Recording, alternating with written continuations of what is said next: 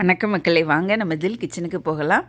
மாவு ஊற போட வேண்டாம், அரைக்க வேண்டாம், நினச்ச உடனே இன்ஸ்டண்ட்டாக புசு புசுன்னு சாஃப்டாக அப்பம் செய்யலாம். வாங்க, இந்த அப்பம் சாஃப்டாக பஞ்சு மாதிரி சாப்பிட சாப்பிட அடுத்தடுத்து சாப்பிட்டுக்கிட்டே இருப்பாங்க. எப்படி செய்யலான்னு பார்க்கலாம் வாங்க. இதுக்கு நாம் 3/4 கப் அளவு வெல்லம் எடுத்து அதுக்கு ஒரு பவுலில் சேர்த்து 1/2 கப் அளவு தண்ணி சேர்த்து அதை அடுப்பில் வச்சு இந்த வெல்லம் கரைஞ்சா போதும். ஒரு கிளறி விட்டுட்டு இந்த தண்ணி கொதித்ததுக்கப்புறம் அந்த வெல்லம் கரைஞ்சிச்சான்னு மட்டும் பார்ப்போம். இது பாகு பதம்லாம் தேவையில்லை. இப்போ நம்ம ஸ்டவ்வை ஆஃப் பண்ணிவிட்டு இந்த தண்ணியை வடித்து எடுத்துக்கலாம். ஏன்னா வெல்லத்தில் ஏதாவது தூசி மண் இருக்கும். இப்போ நாம் அந்த வெள்ளை தண்ணியை வடித்து எடுத்தாச்சு. இது கொஞ்சம் ஆறட்டும், ஒரு 5 நிமிஷத்துக்கு ஆறட்டும்.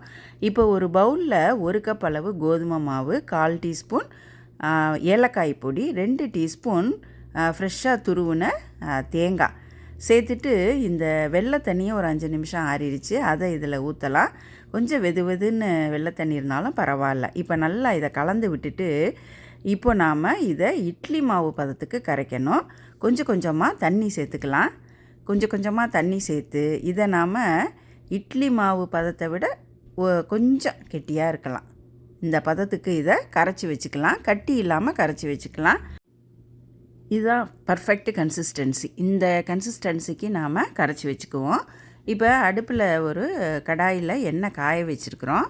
இப்போ ஊற்றுறதுக்கு முன்னாடி அந்த மாவை நல்லா கலந்து விட்டுட்டு ஒரு சின்ன கரண்டியாக எடுத்து ஒரு கரண்டி ஊற்றிக்கலாம். இந்த ஊற்றின உடனே இந்த அப்பம் தானாக மேலே கிளம்பி வரும். அது வரைக்கும் நாம் வெயிட் பண்ணுவோம். இதோ மேலே வந்துருச்சு. இப்போ மேலே வந்தோடனே நாம் இந்த பூரிக்கெல்லாம் ஊற்றுற மாதிரி லேசாக அந்த எண்ணெயை எடுத்து மேல் பக்கமாக அப்படியே ஊற்றிக்கலாம். இப்படி கொஞ்சம் கரண்டியாலே எடுத்து விட்டுட்டு நாம் இப்போ இதை திருப்பி விட்டுடலாம். இதை 2 பக்கமும் நல்லா திருப்பி விட்டு கோல்டன் ப்ரௌன் கலர் வர வரைக்கும் அதை நல்லா வேக விட்டுட்டு நாம் வெளியில் எடுத்துடலாம். தீ ரொம்ப ஹையாக இல்லாமல் கொஞ்சம் குறைச்சி வச்சுக்கலாம். இப்போ நல்லா கோல்டன் ப்ரௌன் கலர் நல்லா வெந்துருச்சு. இதை எடுத்து நாம் வெளியில் வச்சிடலாம். இதே மாதிரி நாம் ஒரு கரண்டியாக ஊற்றி நாம் இந்த அப்பத்தை சுட்டி எடுத்துடலாம். இப்போ நல்லா கலந்து விட்டுட்டு ஒரு கரண்டி விட்டுக்கலாம். இதில் 2, 3 அல்லது 4 அப்பம் போடுறோன்னா ஒன்றோட ஒன்று ஒட்டிக்கிற மாதிரி வரும். அதை கரண்டியில் நல்லா நம்ம எடுத்து விட்டு போட முடியும்னா 2, 3 அப்பம் போடலாம். இல்லைன்னா நாம் ஒன்றா போட்டு சுட்டு எடுத்தால் நல்லா பதமாக நல்லாயிருக்கும். அவ்வளோதாங்க, நமக்கு கோதுமை அப்பம் சூப்பராக ரெடி ஆயிடுச்சு. நினச்ச உடனே சட்டுன்னு செஞ்சிடலாம். இந்த அப்பம் நல்ல சாஃப்டாக புசுன்னு செய்ய உங்களுக்கு தட்டு காலி ஆயிரும். இந்த அப்பம் 2-3 நாளைக்கு வச்சு சாப்பிட்லாம், நல்லாயிருக்கும். நீங்கள் சுலபமாக செய்யக்கூடிய இந்த அப்பம் நீங்கள் அவசியம் செஞ்சு பாருங்கள்.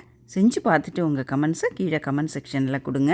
நீங்கள் இது வரைக்கும் சப்ஸ்கிரைப் பண்ணலைன்னா சப்ஸ்கிரைப் பண்ணிவிட்டு அந்த நோட்டிஃபிகேஷன் பட்டனையும் ப்ரெஸ் பண்ணிடுங்க.